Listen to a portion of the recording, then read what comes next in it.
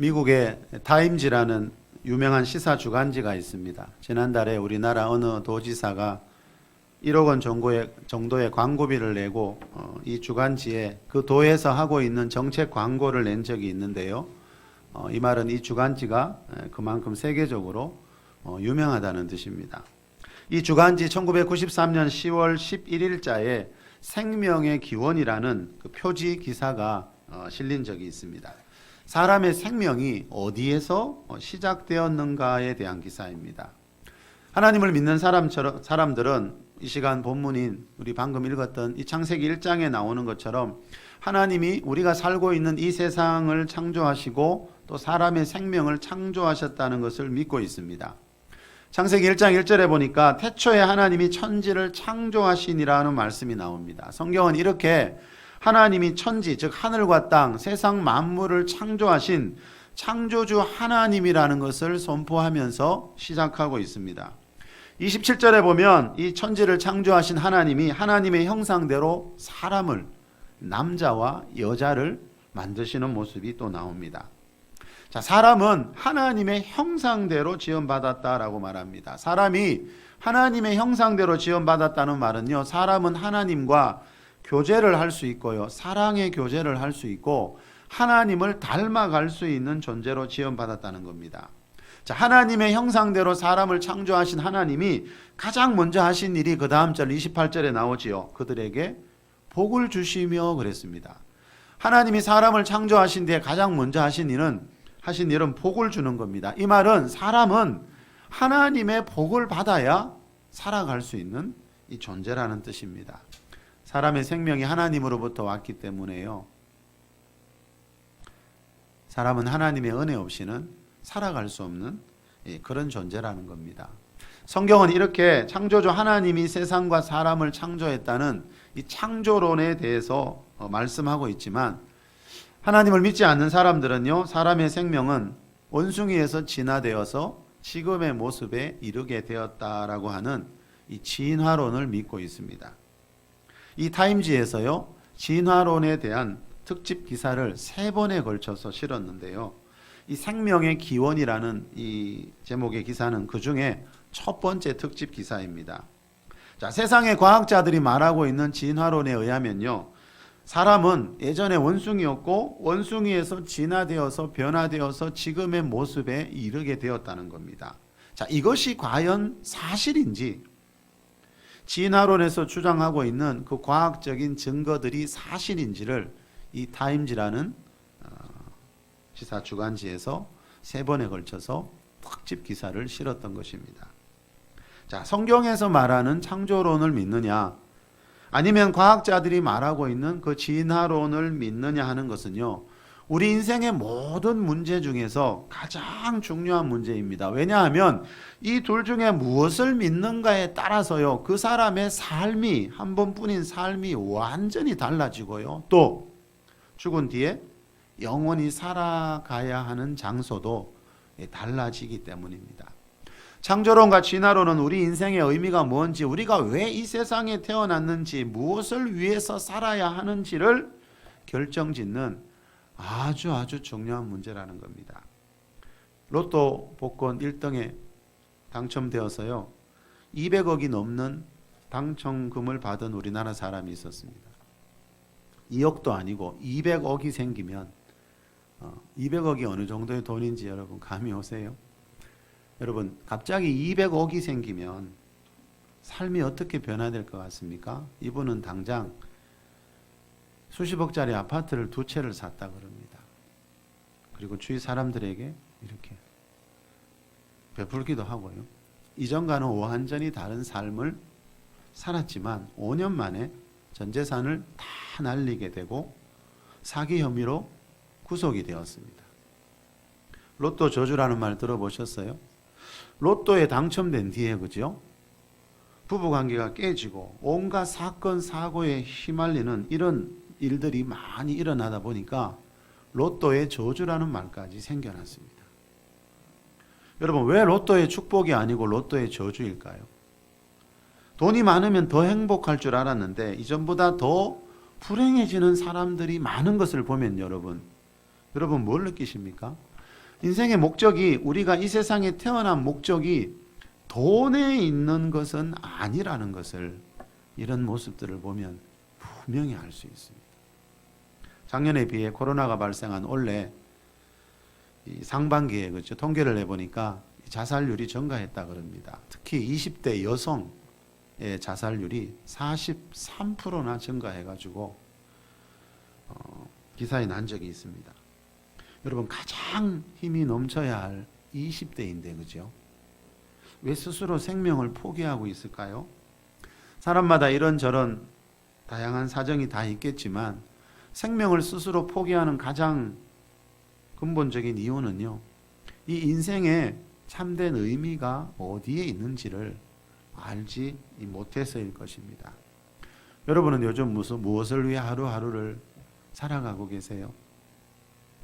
자, 신약 성경의 절반 정도를 기록한 사도 바울은요, 빌립보서 3장에서 자기 인생의 목표에 대해서 이렇게 말하고 있습니다. 우리 앞에 보고 같이 한번 읽어볼까요? 빌립보서 3장 13절 14절 말씀입니다. 형제들아 시작. 형제들아 나는 아직 내가 잡은 줄로 여기지 아니하고 오직 한 일 즉 뒤에 있는 것을 잃어버리고 앞에 있는 것을 잡으려고 표대를 향하여 그리스도 예수 안에서 하나님이 위에서 부르신 부름의 상을 위하여 달려가노라. 14절에 표대를 향하여라는 말이 나옵니다. 이 표대라는 말이 세번역 성경에 보니까 목표점 이렇게 되어 있습니다.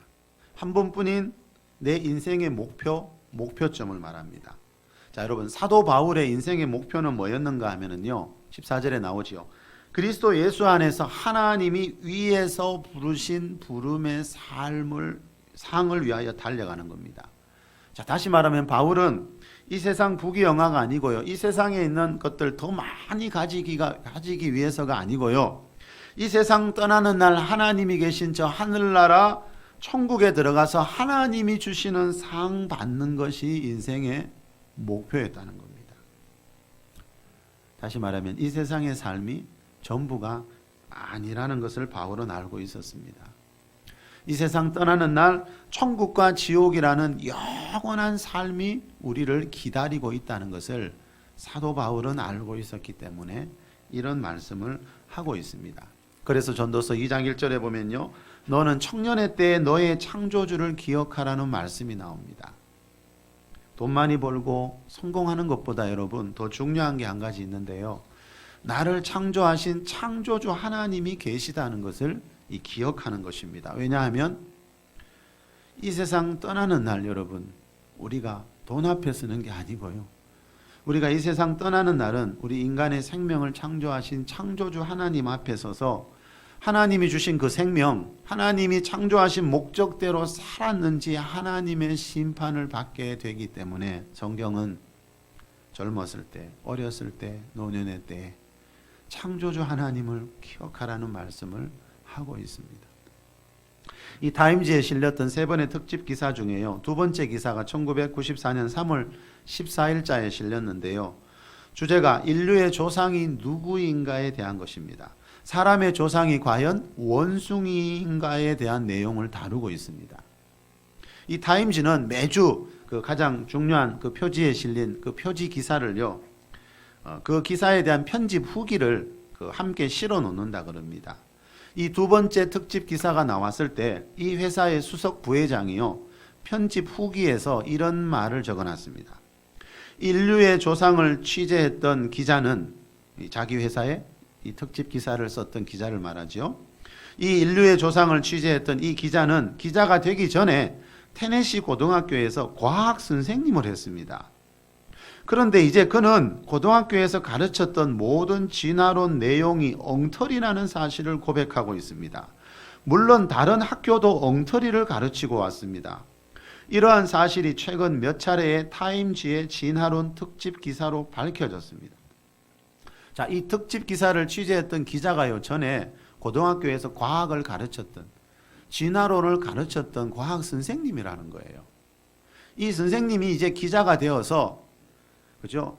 이 진화론에 대한 세계적인 자료들을 다 모아가지고 다시 연구해가 다시 조사해 보니까 그것이 엉터리이기 때문에 이 특집 기사를 3번에 걸쳐서 이 세계적인 시사 주간지에서 실게 했다는 겁니다. 자, 이 말은 원숭이에서 진화해서 사람이 될 수가 없다는 겁니다. 이 말은 사람의 조상은 원숭이가 아니더라는 겁니다. 이 특집 기사를 쓴 기자가 이렇게 결론 내린 이유는요, 하나님을 믿어서가 아니고요, 그 원숭이가 진화해서 사람이 되었다는 과학적인 증거들을 아무리 찾아봐도 찾을 수가 없더라는 겁니다. 여러분, 사람들이 착각하는 것 중에 하나가 뭔가 하면요, 과학자들이 그런 말을 했다 그러면 어떤 과학적인 증거를 가지고 과학자들이 그런 말을 할 것이라고 대부분 생각을 해요. 그래서 우리는 과학자들이 쓴 글은 무턱대고 믿어버린다는 거죠. 교과서에 그냥 실어버린다는 거죠. 그런데 이분이 조사해 보니까 자기도 고등학교에서 과학 교사할 때는 학생들에게 그렇게 교과서에 있는 대로 가르쳤는데, 기자를 하면서 전 세계에 흩어져 있는 그 진화론의 자료들을 다 모아서 조사해 보니까 과학자들이 말하는 그 사실에 대한 과학적인 증거들이 엉터리라는 거예요. 서울대학교 컴퓨터공학부 교수를 지낸 고건이라는 교수님이 타임지가 강력히 비판한 진화론의 문제점들이라는 글에서 이런 말을 합니다. 타임지는 최근에 세 차례 진화론을 특집으로 다루었다. 한 번은 생명의 기원에 대해, 또 한 번은 진화에 대해, 그리고 한 번은 인류의 조상에 대해 각각 표지를 장식하는 특집 기사를 보도했다. 타임지는 세계 누구나 그 권위를 인정하는 시사 주간지이다. 이런 타임지가 다윈의 진화론은 과학적 근거가 희박하고 이제 폐기될 수밖에 없는 이론이라는 결론을 내리고 있다. 자, 이 교수님 말대로 여러분, 이 타임지에서 진화론이 가짜라고 말하는 이유는요, 과학자들이 내세운 진화론의 증거들이 전혀 과학적이지 않기 때문입니다. 또 어떤 것은요, 실험 결과를 일부러 조작해서 실험 결과가 조작된 거짓말이라고 밝혀낸 것들도 많이 있습니다. 이 글에서 이 교수님이 이런 말도 하고 있습니다. 인류의 조상에 대해서는 타임지가 1994년 3월 14일자에 표지 기사로 실었다. 여기서는 그 기사 중 가장 중심 부분인 네안데르탈린에 대한 글을 소개한다. 기억나십니까, 여러분? 학교 다닐 때 저도 이 네안데르탈린 그 그림하고 그 특징하고 열심히 쓰면서 공부했던 기억이 나오더라고요. 자, 이 기사의 중심 부분이 이 네안데르탈린에 대한 거라는 겁니다. 더 들어보실래요? 네안데르탈린 화석을 처음 조사한 과학자는 불란스 사람 부울이었다. 그는 네안데르탈린을 인류와 원숭이 사이의 연결고리라고 결론을 내렸다. 부울의 보고서에 의하면 네안데르탈린은 그 모양이 마치 현대인과 원숭이의 중간처럼 보여서 발을 원숭이처럼 곧바로 펴지를 못했다. 원숭이처럼 발로 물건을 쥘 수 있었다. 원숭이처럼 척추를 곧게 펴지 못했다라고 주장했다. 그러나 1957년 미국과 영국의 과학자들이 부울이 조사했던 바로 그 화석을 다시 조사해 보니까 정반대의 결론이 나왔다. 제 조사에 의하면 네안데르탈린은 발을 곧바로 폈었다. 발로 물건을 쥘 수 없었다. 척추는 곧바로 뻗었었다. 더욱더 수상한 것은 네안데르탈린은 두뇌는 우리보다 더 컸는데 이 중요한 사실을 부울은 보고서에서 일부러 누락시켰다는 것이다.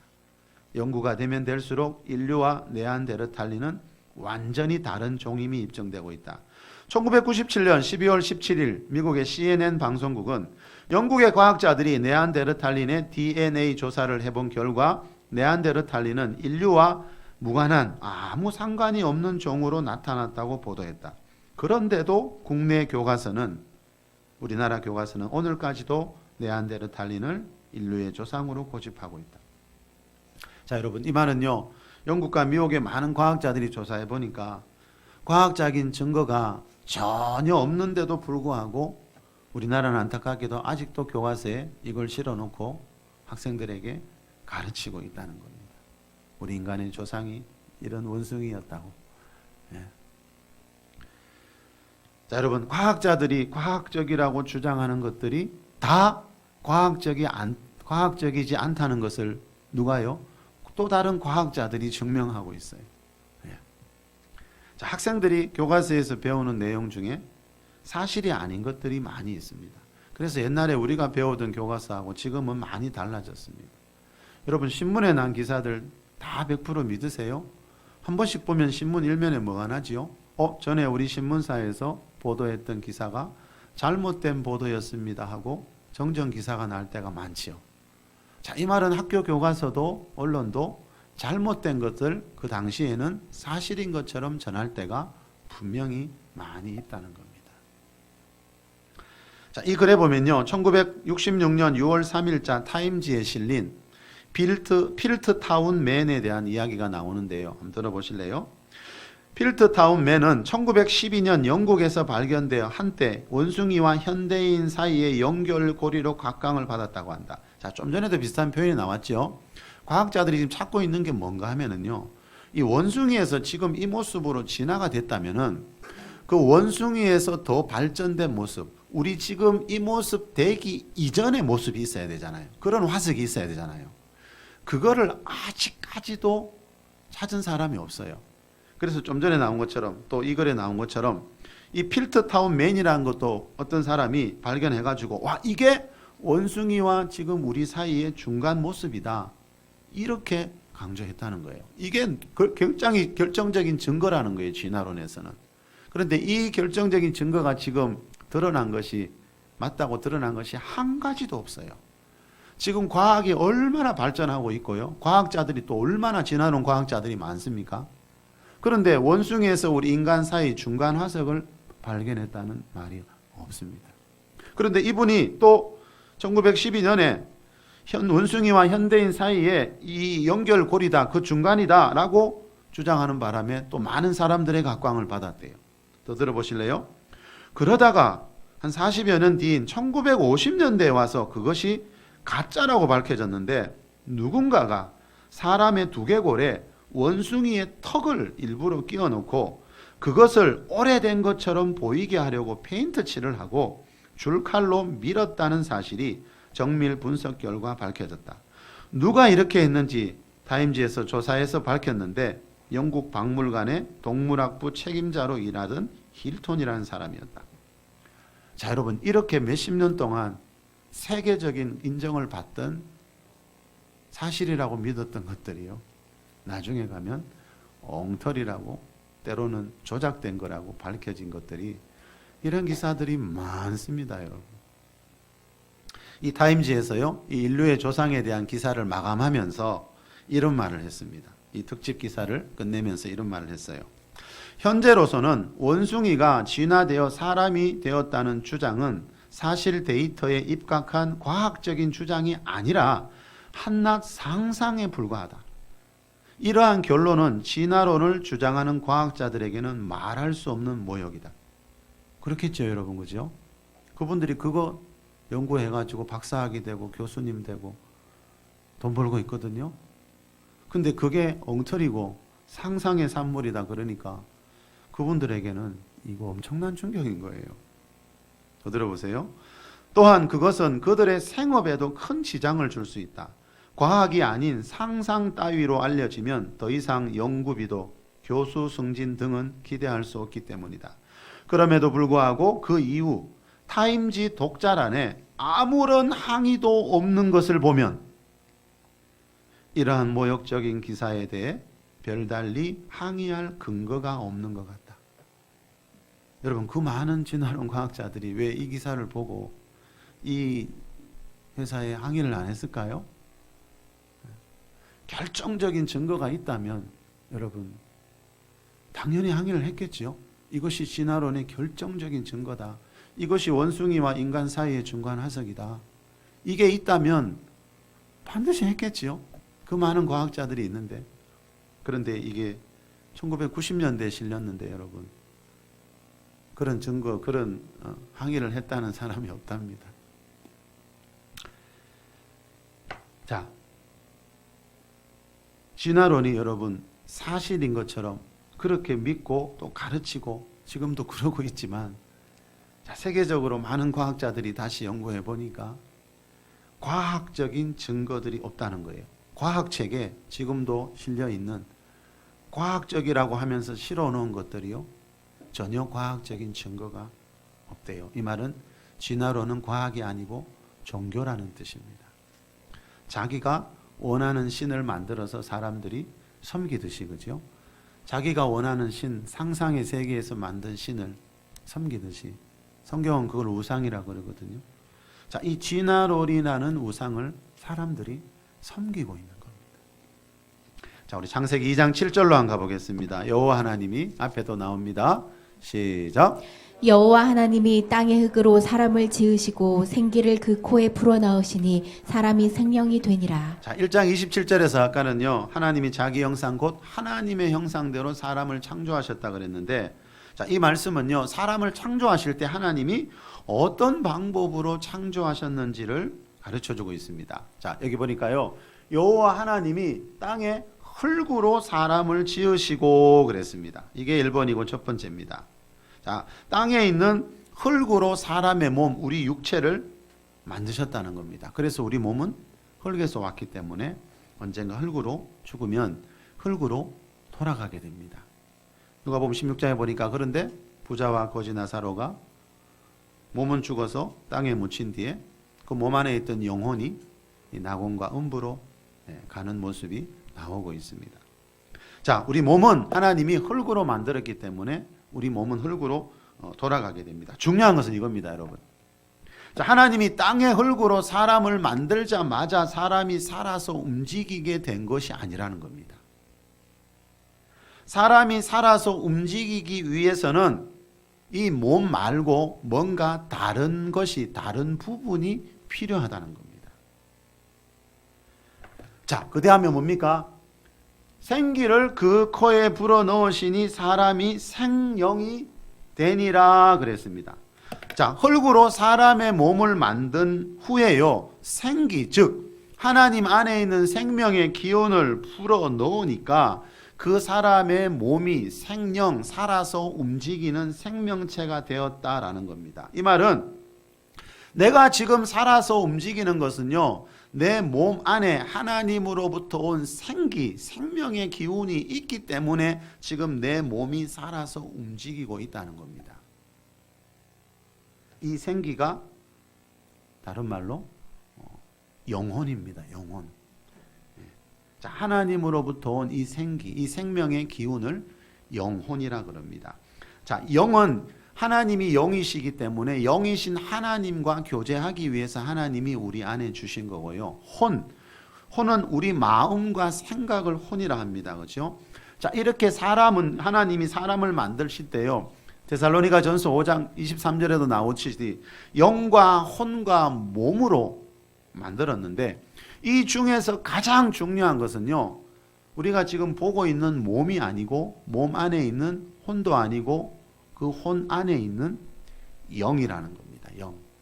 자, 영과 혼과 몸 중에서 사람들은 대부분 이 몸을 꾸미는데 가장 많은 시간과 재정을 투자하지만요, 성경은 몸을 위해서 살지 말고 영을 위해서 살라, 이런 말씀을 합니다. 왜냐하면 이 영이 가장 중요하기 때문입니다. 앤드류 워맥이라는 목사님이 영혼 몸이라는 책에서 이런 말을 합니다. 당신의 영이 진짜 당신입니다. 하나님께서 아담의 몸의 형태를 만드신 후 아담에게 생명의 숨을, 생기를 불어넣으셨습니다. 이 숨에 해당하는, 생기에 해당하는 히브리어 네샤마는 창세기 2장 7절만이 아니라 욥기 26장 4절, 잠언 20장 27절에도 영으로 표현되어 있습니다. 아담의 혼과 몸은 영이 전이될 때까지는 그 안에 어떤 생명도 없었습니다. 당신의 영이 당신에게 있어서 생명을 주는 부분입니다. 내 안에 영이 있기 때문에 여러분 지금 우리가 이렇게 살아서 움직이고 있다는 거예요. 자, 사람은요, 하나님으로부터 온 영을 가지고 있기 때문에요, 이렇게 살아서 움직이게 되고 또 영이신 하나님을 느끼고 그 하나님과 교통하고 교제할 수 있는 겁니다. 자, 그런데 여러분, 최초의 사람 아담이 선악과 따먹지 말라고 한 하나님 말씀 거역하는 순간에, 죄를 짓게 되는 순간에 그 죄의 결과로 이 영이라는 부분이 죽게 되어 있다 그랬죠. 죽어버렸다 그랬죠. 하나님이 선악과 먹는 날에는 반드시 죽으리라 그랬죠. 그 선악과 먹는 날에 아담의 몸은 죽지 않았죠. 몇백 년 더 살았죠. 그날 뭐가 죽었다 했죠? 아담의 영이 죽었습니다. 그리고 혼은 그 죄라는 죄의 성품이 들어오는 바람에 온갖 이 혼, 마음과 정신에 온갖 죄성으로 가득하게 되고요. 몸에는 가난과 질병과 죽음이라는 저주가 찾아왔다라고 성경은 말씀하고 있습니다. 자, 사람은요, 다시 말하면 최초의 사람 아담이 죄 지은 이후에 그 뒤부터 태어나는 모든 사람들은요, 그 영이 죽어 있던 그 아담의 모습을 물려받은 채 태어납니다. 여러분, 우리는 옛날에 원숭이가 아니었고 아담과 하와의 모습을 지금 남자 여자들이 가지고 있는 겁니다. 자, 그런데 그 아담이 죄 지은 이후에 아담의 영이 죽는 바람에 아담의 후손으로 태어나는 모든 사람들은 영이 죽은 채로 태어나고 있고 혼에는 마음과 생각에는 온갖 죄성이 가득하기 때문에 어린아이들 키워보셨잖아요. 죄 짓는 것은 가르쳐 주지 않아도 스스로 짓는 겁니다. 여러분, 초등학생, 중학생들에게 도둑질을 시키고 강도질을 시키고 그런 부모가 어디 있겠습니까? 그런데 그 아이들이 그런 짓을 스스로 해요. 왜요? 그 아이들 속에 죄라는 성품이 들어있거든요. 태어날 때부터 죄성을 가지고 태어났거든요. 그래서 성경은 이 세상 모든 사람이 죄를 지었음에 그럽니다. 그리고 그 죄의 결과로 우리 몸에는요, 가난과 질병과 죽음이 찾아온 겁니다. 자, 사람은요, 영이 죽은 상태에서 그 갓난 아기들이 지금 태어나고 있기 때문에 그 아이들이 스스로 하나님을 찾지 못합니다. 영이신 하나님을 느끼지 못하고 있는 겁니다. 고린도전서 15장 3절에 보면요, 그리스도께서 우리 죄를 위하여 죽으시고라는 말씀이 나와요. 자, 하나님의 아들 예수님이 사람의 모양을 하고 이 세상에 오신 이유는요, 우리에게 있는 다른 어떤 문제가 아니고 이 죄의 문제를 해결하기 위해서 이 세상에 오셨다는 거예요. 여러분, 이 죄로 인해 가난과 질병과 죽음이 왔다 그랬죠? 다시 말하면 이 죄의 문제를 해결한다는 것은 죄의 결과인 가난과 질병과 죽음의 문제를 해결한다는 뜻이에요. 우리나라에 법이 있듯이 여러분, 하나님 나라에도 법이 있습니다. 우리나라 법을 어기면 어떻게 되죠? 감옥 가야 하죠. 하나님 나라의 법은요, 지옥이라는 감옥에 가야 합니다. 하나님 나라의 법을 어기면. 계시록 20장 14절에 보니까 지옥은 불못이에요. 불타는 못이에요. 그 지옥이라는 불못에는 한번 들어가면 영원히 나오지 못하는 고통스러운 곳입니다. 자, 이 세상 모든 사람들은요, 최초의 사람 아담이 물려준 죄성을 가지고 태어나기 때문에 온갖 죄 지으면서 살기 때문에 원래는 하나님 나라의 법에 의해서 다 그 지옥 불못에 던져져야 할 사람들이에요. 하나님 나라의 법에 의하면. 그런데 하나님이 예수님을 보내주셔서 우리에게 다시 한번 기회를 주신 겁니다. 예수님이 십자가에서 피 흘려 죽으신 이유는요, 그 죄의 결과인 가난과 질병과 죽음과 지옥에서 우리를 건지시고 싶어하는 하나님의 마음이고 사랑이라는 거예요.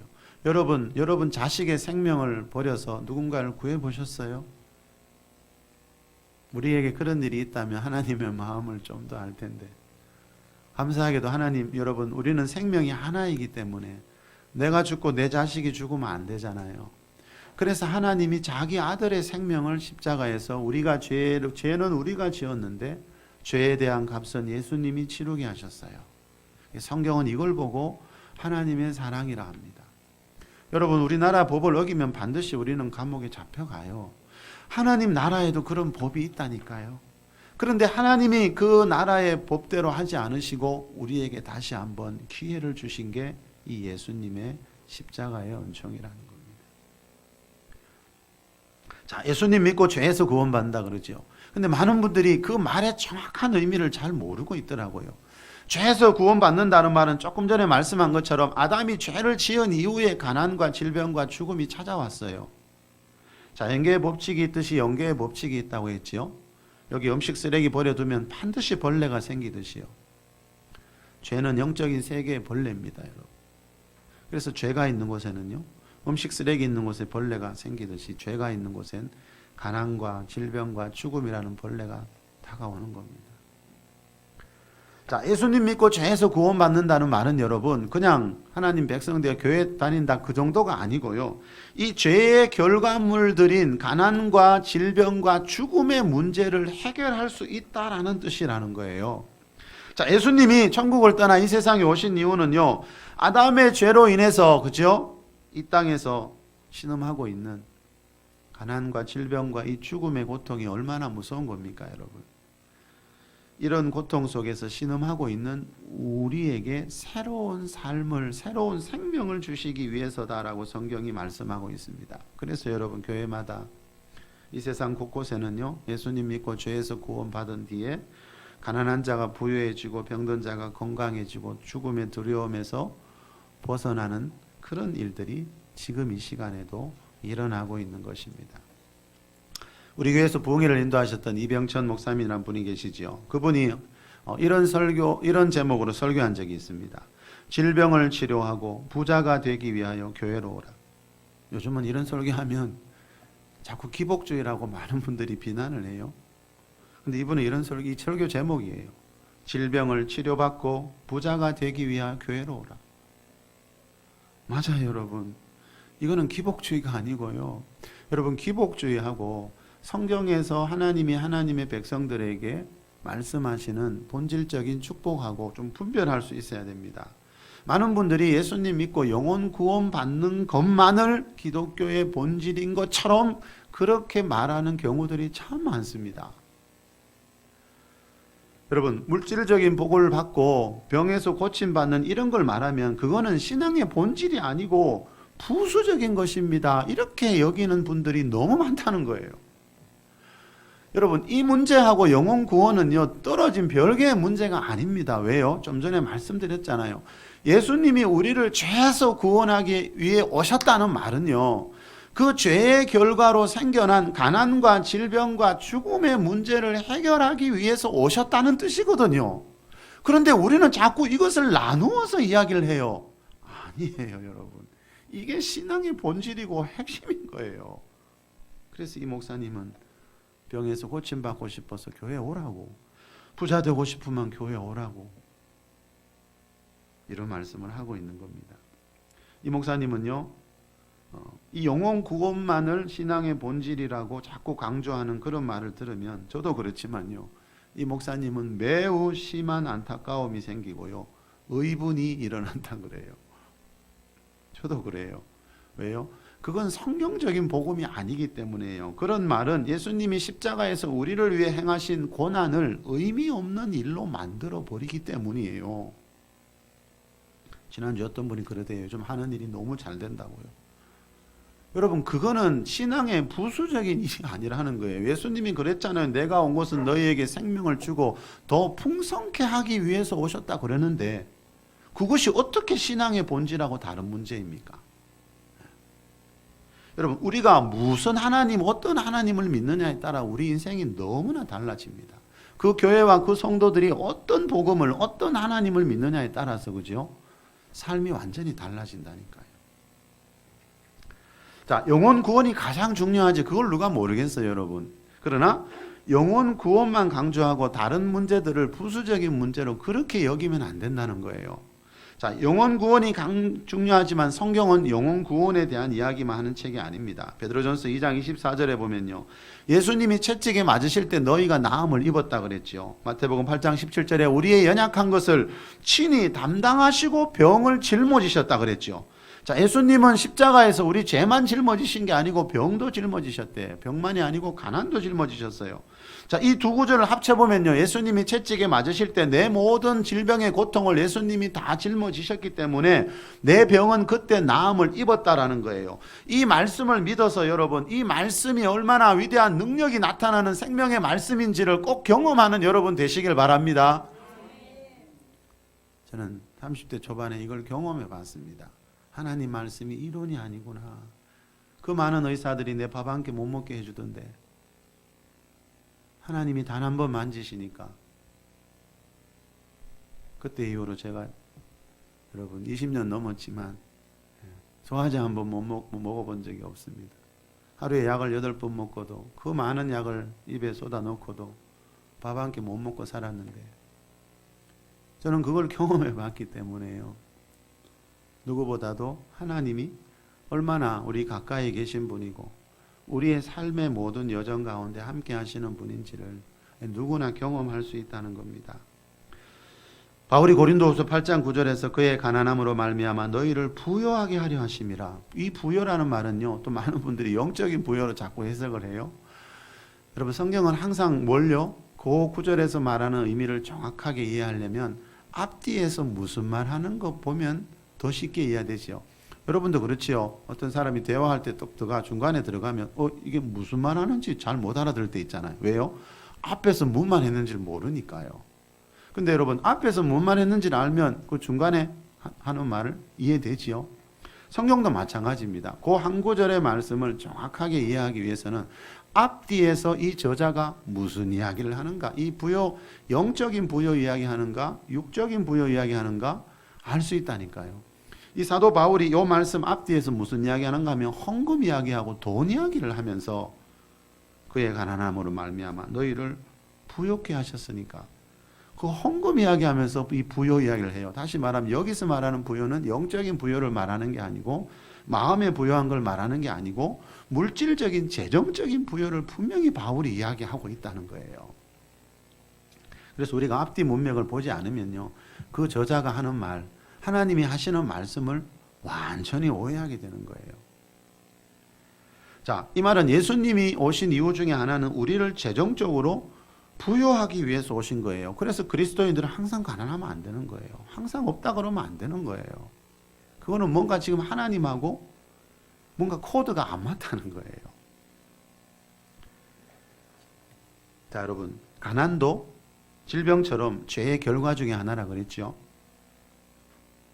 자, 다시 말하면요, 우리가 예수님 믿고 죄에서 구원받았다는 말은요, 이 죄의 결과인 가난에서도 얼마든지 구원받아서 부유해질 수 있다는 뜻이거든요. 단 우리가 성경에서 말하는 성경적인 재정관을 가지기만 한다면 말입니다. 그래서 여러분, 신앙생활은요, 어떤 좋은 이야기를 듣는 게 아니고요, 어떤 이론에 그치는 것도 아니고요, 이 하나님 말씀은요, 우리 삶의 여정을 변화시키는, 우리 영혼, 육 모든 부분을 변화시키는 그런 말씀이라는 겁니다. 다시 말하면 가난과 질병과 죽음의 문제는요, 신앙생활의 부수적인 문제가 아니고 우리 신앙생활의 본질, 핵심과 관계된 문제입니다. 그래서 우리가 이 성경 말씀, 하나님 말씀을 얼마나 바르게 이해하느냐에 따라서 이 땅에서의 내 삶의 수준이 완전히 달라지게 됩니다. 때로는 가난할 수 있겠지요, 그죠? 바울도 가난할 때가 있었고. 그러나 여러분, 때로는 우리가 살다 보면 우리 몸에서 생기는 질병이 수천 가지래요. 요즘같이 환경이 나쁘고 이런 시대에 때로는 우리도 병에 노출될 수 있겠지요. 그래서 야고보서 5장에 보면 야고보 사도도 너희 중에 교회 안에 병든 자가 있느냐 물을 때도 있잖아요. 그러나 여러분, 항상 가난하고 항상 병들고 성경에 이런 말은 없습니다. 왜요? 예수님이 그 문제를 해결해 주기 오셨거든요. 그래서 여러분, 왜 내가 예수를 믿고 교회를 다녀야 되는가? 이것에 대한 분명한 확신이 있어야 되는 겁니다. 사도 바울이 여러분, 천국이 목표였지만 바울도 예수님도 이 땅의 것, 우리 육적인 것들을 가볍게 여기지 않았습니다. 그랬다면 예수님이 뭐 한다고 모든 병과 모든 약한 것을 고치며 살았겠어요? 그랬다면 바울이 뭐 한다고 성도들 너희들 부욕해 되라고 축복했겠습니까? 자, 말씀을 맺겠습니다, 여러분. 자, 여러분, 사람은요, 여러분, 이 생명의 기원이 어디에서 시작됐는가, 나라는 사람의 생명이 어디에서 시작됐는가를 아는 것만큼 중요한 게 없습니다. 왜냐하면 이 창조주 하나님을 우리가 아는 것하고 하나님 없이 그냥 내가 주인이 돼서 사는 것은 우리 삶의 차원이 너무나 달라진다는 겁니다. 자, 성경은 분명히 사람은 하나님이 창조한 피조물이다 말씀하고 있습니다. 그래서 자기를 낳아준 부모를 자녀들이 섬기듯이, 그죠? 사람은 당연히 창조주 하나님을 영혼의 아버지로 섬겨야 한다는 겁니다. 자, 예수 그리스도 안에서 하나님을 섬길 때요, 모든 병과 약한 것에서 치유받고 가난한 자를 부욕해 하시는 그런 하나님의 역사를 누구나 경험할 수 있습니다. 여러분, 인간의 생명은 원숭이가 아니었고요. 창조주 하나님이 만드신 피조물이라는 것을 우리가 다시 한번 깨달을 수 있는 그런 시간이 되었으면 합니다. 그래서 남은 인생 하나님이 주시는 은혜와 축복 안에서 늘 승리하면서 살아가는 우리 모두가 될 수 있기를 예수 그리스도의 이름으로 축복합니다. 우리 잠시 기도합시다.